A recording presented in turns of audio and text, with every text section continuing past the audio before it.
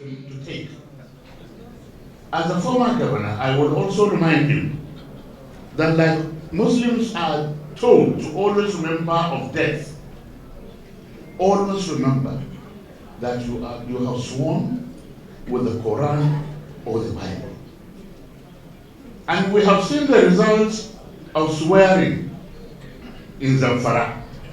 A governor of PDP said, if he cheats or cheated PDP, may God crush him, and God crushed him. We have seen again the role of hypocrisy,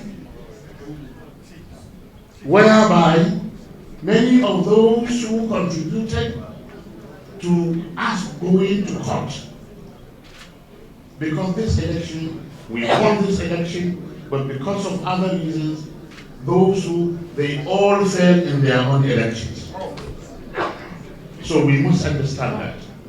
Then lastly, please, particularly governors-elect, as you are sworn in, by that time you must have taken consideration of your major stakeholders. Like Dr. Moody said about internal and external. The internal one for the governor can become more dangerous if he does not take care of those factors.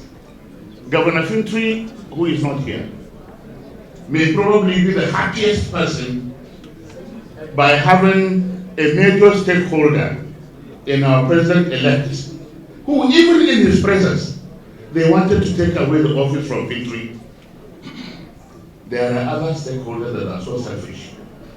They will not want you to succeed, because if you succeed, it means you overshadow them. You have to understand that. You also have to communicate properly with your people.